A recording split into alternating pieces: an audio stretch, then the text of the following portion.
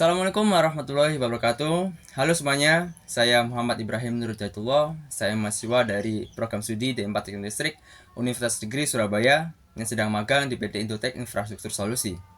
Pada kesempatan kali ini saya akan berbagi tentang proyek magang saya, yaitu rancang bangun sistem deteksi angka KWH meter berbasis Raspberry Pi dan RoboFlow. So, mari kita simak penjelasannya. Let's go! Proyek ini berangkat dari ide untuk memudahkan pembacaan KWH meter secara otomatis tanpa perlu dilakukan secara manual oleh petugas, yang dimana alat akan dipasang standby di depan KWH meter. Tetapi proyek ini berupa prototipe, jadi hanya menggunakan IP webcam HP untuk pengambilan gambarnya. Alur kerjanya seperti ini. Raspberry Pi menggunakan kamera HP melalui IP webcam untuk mengambil gambar KWH meter. Gambar ini diproses menggunakan model deteksi angka yang dilatih dengan dataset dari RoboFlow. Hasil deteksi berupa angka dikirim ke Telkom IoT melalui API bersama data lokasi dan gambar hasil deteksi. Data ini kemudian ditampilkan di website berbasis Blogger yang dilengkapi peta interaktif untuk memvisualisasikan lokasi alat. Dengan alur ini, pembacaan data KWH meter jadi lebih cepat, akurat, dan mudah diakses. Oke, selanjutnya adalah penjelasan dari coding-coding apa saja yang digunakan pada project deteksi KWH meter ini. Yang pertama ada coding pada Raspberry. Ini saya sudah ada di VNC Viewer Raspberry Pi. Oke, di sini ada beberapa library ya yang digunakan. Yang pertama ada library request. Ini digunakan untuk permintaan HTTP. Kemudian ada library fill atau pillow. Ini digunakan untuk pengkompresian gambar atau menembus gambar yang lainnya. Kemudian ada import OS. Import OS ini untuk operasi file. Kemudian ada import base64 ini untuk merubah gambar menjadi base64. Kemudian ada import time, ini digunakan untuk delay antar proses pengambilan gambar nantinya. Oke, untuk fungsi yang pertama ada fungsi untuk mengoperasi gambar. Fungsi ini digunakan untuk menghasilkan ukuran file gambar agar sesuai dengan batas ukuran yang diinginkan. Kemudian yang kedua ada fungsi untuk menggambar bounding box. Fungsi ini menggambar kotak pada gambar berdasarkan prediksi dari API RoboFlow.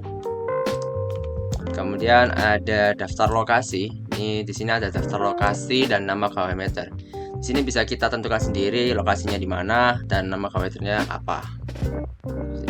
Kemudian ada pengambilan gambar dari IP webcam. Di sini ada alamat IP webcamnya. Kemudian ada pengambilan fungsi pengambilan gambarnya dari IP webcam tersebut. Oke, setelah itu ada fungsi untuk kirim gambar ke API RoboFlow. Di sini gambar akan dikirimkan agar dideteksi pada RoboFlow. Di sini ada URL, ada API key-nya. Yang terpenting adalah dataset dari deteksi KWH meter itu sendiri. Oke, selanjutnya ada, ini di sini ada pengencodingan gambar. Ini merubah gambar menjadi bentuk base64 agar nantinya dapat dikirimkan pada Telkom IoT dan dapat ditampilkan di Blogger. Kemudian ada fungsi untuk kirim ke Telkom IoT. Di sini ada API-nya, kemudian ada access key, kemudian ada access token, dan ini adalah daftar data-data yang akan dikirimkan, yaitu ada nama KWH meter, kemudian latitude, longitude, gambar, dan hasil deteksi. Dan yang terakhir adalah fungsi untuk time. Fungsi ini digunakan untuk mengambil gambar berikutnya.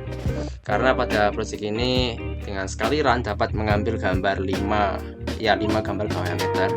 Nah, di situ ada jeda.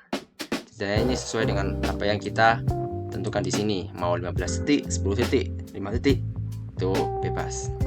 Seperti itu. Oke, selanjutnya adalah penjelasan coding pada Blogger.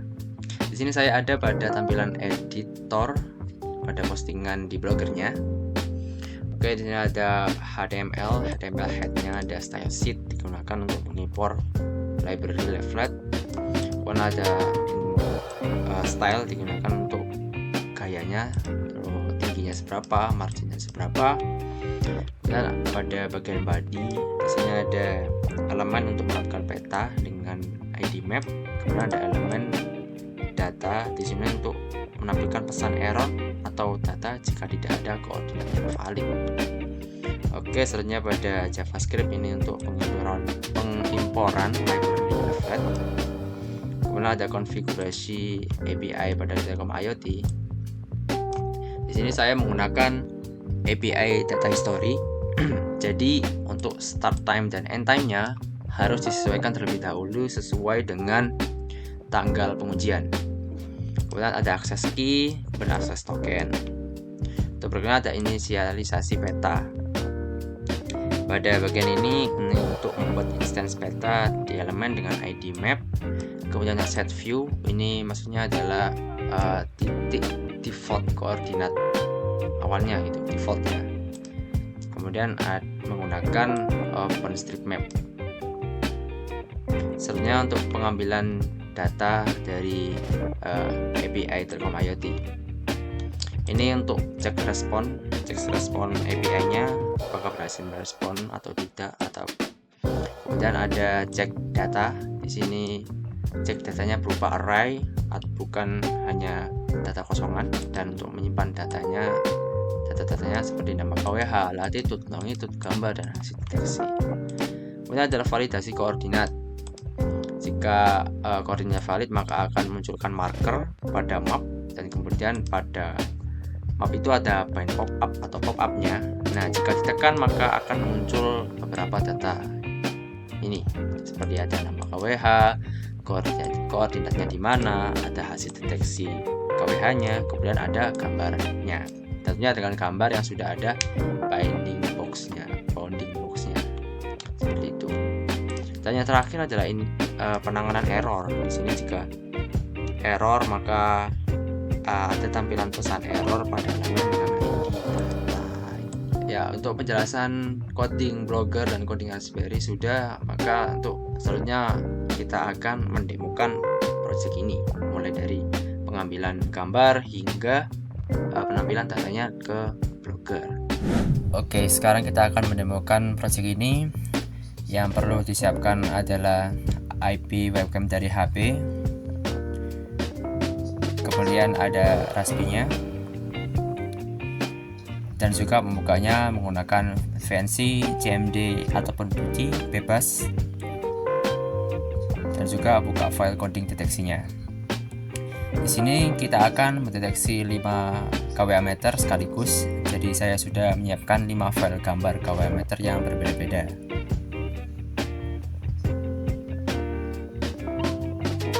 Untuk codingnya sendiri dapat berjalan otomatis. Jika sekali kita tekan run, maka akan mengambil 5 gambar sekaligus, namun dengan jeda waktu. Oke, langsung saja kita coba demokan. Karena saya beri jeda waktu 15 detik setiap pergantian ambil gambar, jadi saya percepat saja videonya.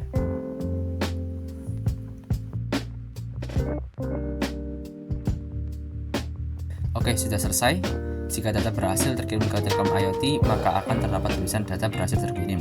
Dan juga jika data berhasil ditampilkan ke Blogger, maka data-data tersebut langsung otomatis tampil di halaman Blogger-nya.